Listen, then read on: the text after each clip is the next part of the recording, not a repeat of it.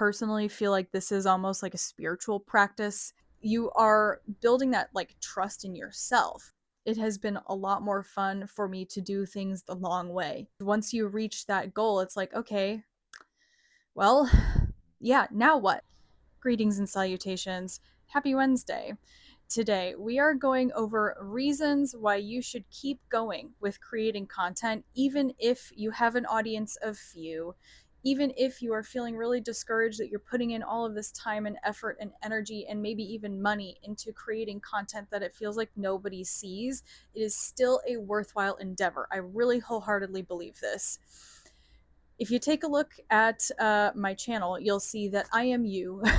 I only have a little over 40 subscribers, and it feels like I can be talking into the void. But you know what? That's all right. I have a lot to say, and I'm going to say it even if nobody listens. um, so, before we get into the meat of the video, I want to introduce myself. My name is Laura, and here on my channel, I talk all things about becoming our favorite selves. I like to use the term favorite self as opposed to highest self or best self because I feel like highest or best self sort of implies that there's this like objectively perfect version of yourself that you should always be striving to become. And I don't think that that's true, and I also don't think that it's helpful. I think that that sort of thinking can lead us into allowing everybody else to dictate who we are or who we should be, while striving to become your favorite self asks us to get in touch with our own preferences and our own values, even if those things are in contrast with what society tells us that we should be. Personally, I think that leads to a much more fulfilling and stress-free life. For me, part of being my favorite self is creating content here on YouTube, whether or not anybody watches. So let's talk about some mindsets, concepts, affirmations that keep me going and keep me creating content on a regular basis, even though very few people click and watch my videos. So honestly, a lot of my points for this video really boil down to it builds character. um, but the first reason, and one of the biggest reasons for me why I am pursuing content creation, even though it feels like nobody's watching what I make, is that I find it very healing to entitlement that I have inherited from society. I do want to talk a bit about creative entitlement. I think an inadvertent consequence of all of the videos here on YouTube about how to create a successful channel is that it generates this sort of sense of entitlement in the people who watch those videos, such as myself. You watch enough videos about how to interpret channel analytics, how to do market research, how to do SEO, how to edit your videos, how to build a successful channel from scratch. And you have this feeling of, okay, I've got all the information. Now I'm going to implement it and I should see overnight success because I have the knowledge to create overnight success. And therefore, that's what I'm expecting. But the truth is, that's just not how this works. um, of course, there are some like influencers, YouTubers, content creators out there who have experienced overnight success, but the vast majority of people with big platforms have been at this for a long time. The common characteristic amongst all of them is persistence and consistency with their uploads. And you know what? That is the thing that I need to build in order to be successful here on this platform. So, if you are new to my channel, I have a series every Sunday where I'm tracking the growth of my channel. My goal is to monetize this channel by the end of 2025. And this month's goal is to reach 100 subscribers. So if you're not subscribed already and you've made it this far into the video, I would genuinely so deeply appreciate you hitting the subscribe button, liking the video, leaving me a comment about other things that you want to see.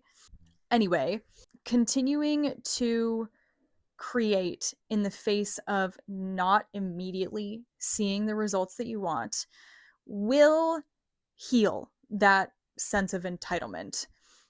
It humbles you really fast to create a video, a artistic project that you're proud of, that you've spent a lot of time and energy creating, to only garner 15, 20 views. It's very humbling. So, and then to be able to keep going, to be able to do it again in another week or another few days, it's really humbling. It definitely brings you down to earth in terms of, I value what I have to say and what I have to make, but so far, other people aren't valuing it. And that means that there's a lot for me to do to grow. And that's personally exciting to me because I just kind of feel like the whole purpose of this life, the whole reason why I'm here on earth is to just simply experience stuff, is to just like learn things that interest me and develop skills.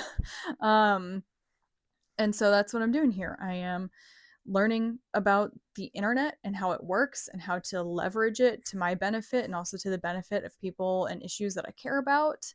And I'm at the very beginning of that journey. So that's one reason to keep going. That's number one. Reason number two, which is related, is to build trust and patience. Again, this falls under the umbrella of building character, right?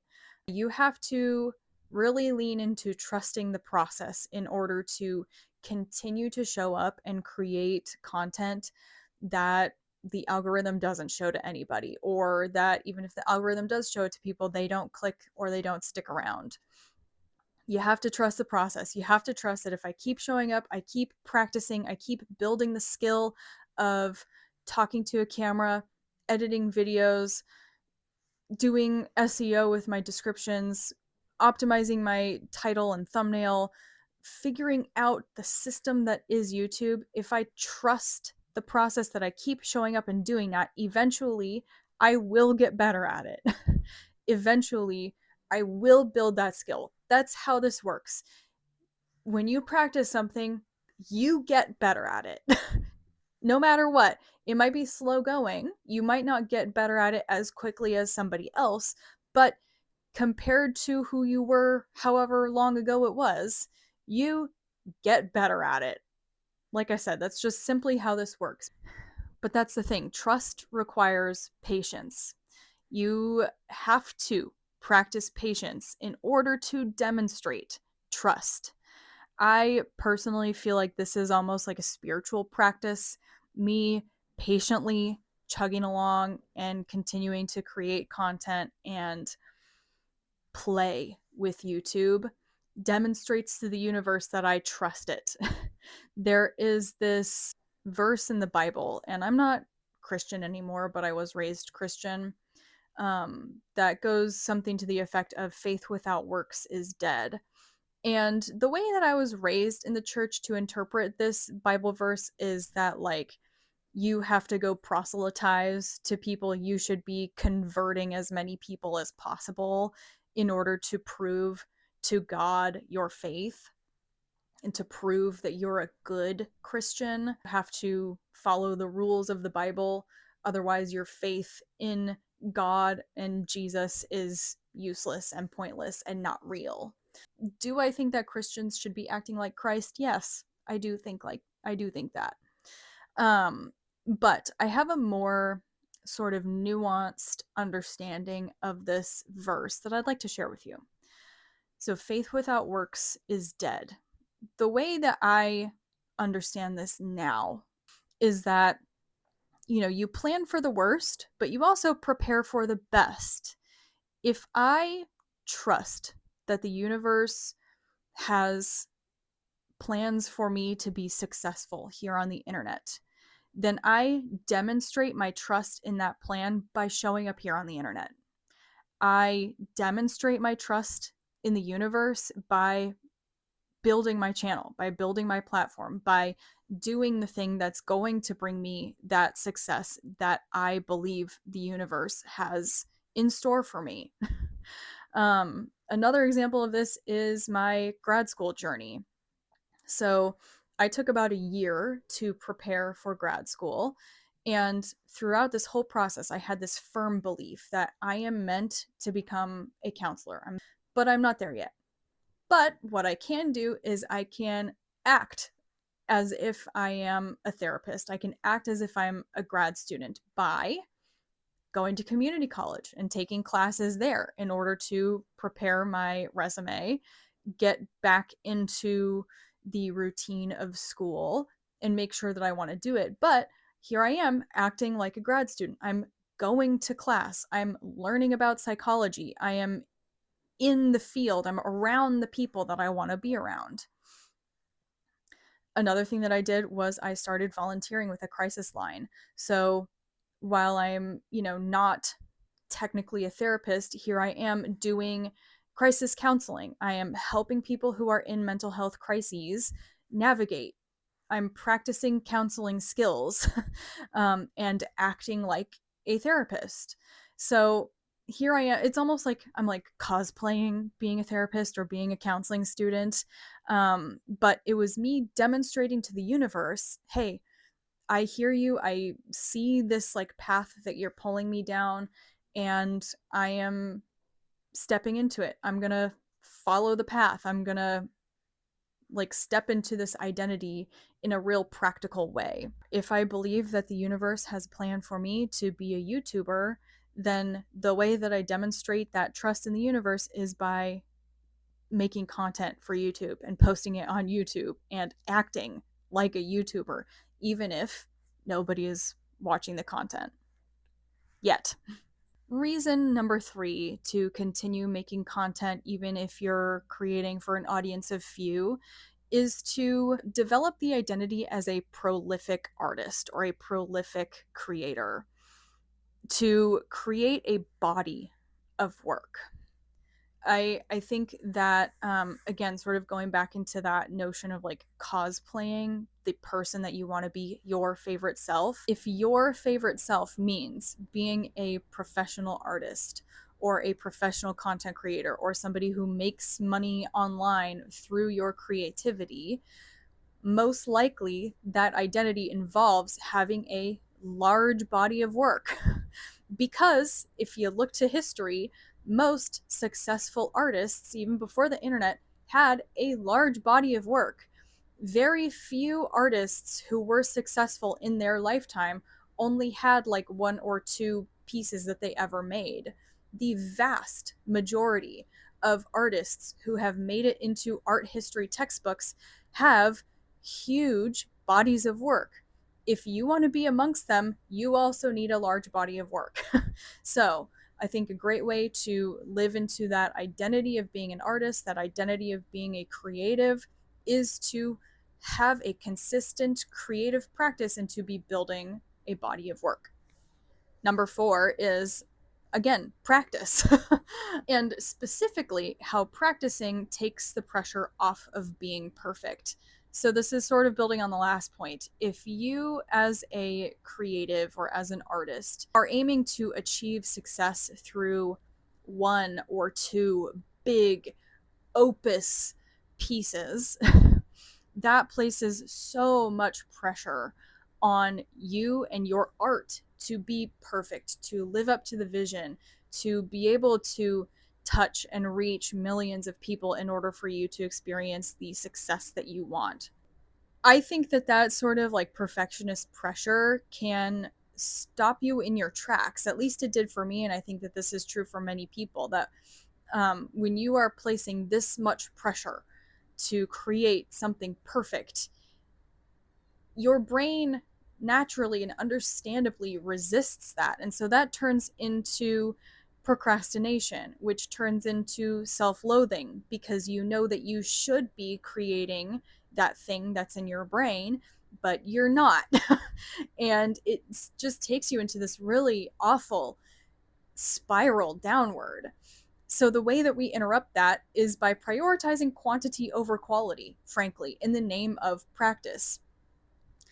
It's sort of like if you have a goal of being able to do a pull up, you don't go to the gym with no fitness experience expecting to be able to do a pull up, right? You understand that you need to keep showing up on a consistent basis and practicing doing a pull up in order to eventually be able to do a pull up, right? Like you have to do approximations of a pull up if you cannot yet do a full real pull up. You're working the same muscles at a lower intensity compared to your ultimate goal of doing a pull up. The same applies with making art and making content.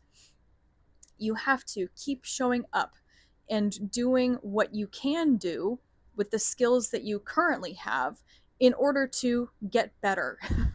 It's a practice, which means it's a habit, which means that we're taking the pressure off of each individual product that you're creating. Because here's the thing, if you know that in a week's time you're just going to make another video, this video that you're working on today doesn't have to be perfect. You know, like if we're focused on creating a big body of work and we know that each video that we make is going to be incrementally better than the last, then that takes the pressure off of that last video to be perfect, right?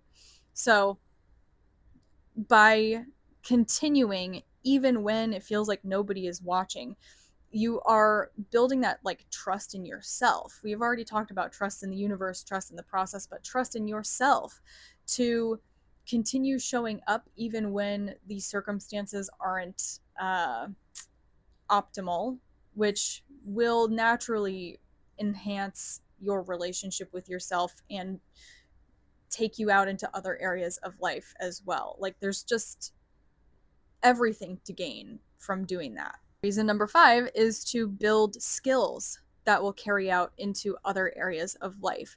So, besides the self trust that you can apply to other areas of life, there's also things like the skill of talking to a camera, the skill of putting together presentations and public speaking, the skill of editing videos, the skill of interacting with a platform, the skill of putting yourself out there vulnerably to be seen. There's so many skills to be learned from creating consistently, even if hardly anybody sees what you create, that you can apply to other things in life. So for me, I have felt called to create a YouTube channel for a really, really long time, and I just haven't been ready to do it. This year, I decided it's time. I've been waiting long enough. I feel ready. Let's go for it. But the thing is that I don't know if in a year if I'm gonna reach my goal of monetizing my channel. I don't know if in 5 years I'm still gonna be creating content online. But what I do know is that my long-term career goals involve public speaking. Whether that looks like continuing this channel, whether that looks like speaking at conferences, whether that looks like teaching, no matter what, I know that in 5 years, I'm going to be doing some kind of public speaking of some sort. So, you know what? This is practice for that. Again, in 5 years, I may not be talking to you here on the internet, but for now, this is me building that skill that I know that I'll use in the future somehow, even if it doesn't look exactly the way I think it's going to look right now. Last but not least, reason number 6 why you should keep going with creating content, even if the algorithm hasn't picked you up, even if people aren't sticking around to watch what you make all the way through, is that the time is going to pass anyway. You know, would you rather be spending this time building something that you're proud of, even if nobody ends up seeing it? Or do you want to spend this time beating yourself up for not doing the thing that you really want to do because you feel entitled to a certain result in a certain amount of time? Do you want to be on your deathbed thinking, you know what, that YouTube thing didn't work out, but I'm really glad I tried? Or do you want to be on your deathbed thinking, I never tried YouTube and I regret not trying it? Even though it might not have worked out, I wish I had at least given it the chance to work out. I don't believe in rejecting myself from things. If there's something that I really want to do and I'm worried that if I try it, somebody will reject me, I'm still gonna try it. I'm gonna let the other person reject me. So, for example, like if there's a job that I really want, but I'm not qualified for, I'm still gonna apply for it because I figure like if I say no to myself and I don't apply for it, then it's a for sure no. But if I say yes to myself and I do apply for it, then there's equal chances of it being a no or a yes. Like the same thing goes here with this channel. The time is going to pass anyway. If I don't create this channel, then I ensure that I will never create an audience here online. I will ensure that I'll never make money from the internet or from having a platform. I ensure that I'll never get to experience what it's like to be a successful internet personality. If I do spend the time that's going to pass anyway by creating content, I at least create the opportunity to experience those things. I at least create the option to experience those things that I want to experience. So, yeah, if the time is going to pass anyway, how do you want to spend it, right? Like I said earlier in this video, I personally think that the whole point of being here in this 3D realm is to just like experience stuff. It's to play. It's to learn stuff. A lot of my personal life philosophy is informed by The Sims. And if you've ever played The Sims, you know that there are ways to like cheat things. So you can enter in a little code, like let's say you have a sim who you want to max out the cooking skill. You can cheat your way to them having maxed out the cooking skill, and then hey, congratulations, like they've maxed out the cooking skill. Now what? you know? Or you can spend some time playing through the game to naturally develop the cooking skill, and then the game is a lot more fun that way, in my opinion. You may disagree with me, but personally, when I've played The Sims, it has been a lot more fun for me to do things the long way, the hard way. Because once you reach that goal, it's like, okay, well, yeah, now what? Now what? Now what do I do? I've reached my goal, and now I guess I need to select a new goal for my sim or abandon the sim and start playing somebody else. But the whole fun of the game of The Sims is the little tasks that you have to do, the little missions that you have to go on in order to build the skill, in order to get to your Sim's aspiration. So, yeah, that very much informs my philosophy of life and how I'm approaching this channel, right? The fun is in the building. That's all I have to say for today. If you have other reasons that keep you going in creating content for an audience of few, share them below in the comments. Let's like compile other thought reframing techniques or perspective shifts or affirmations so that we can all support each other in growing our platforms as early stage YouTubers. So, yeah, let me know how you liked this. If you disagree with anything, let me know in the comments. If this was helpful, make sure you like it and subscribe. So, thanks for hanging out with me today. I hope that you have a great rest of your week, and I'll see you on Sunday for my weekly channel analytics update. Ta ta!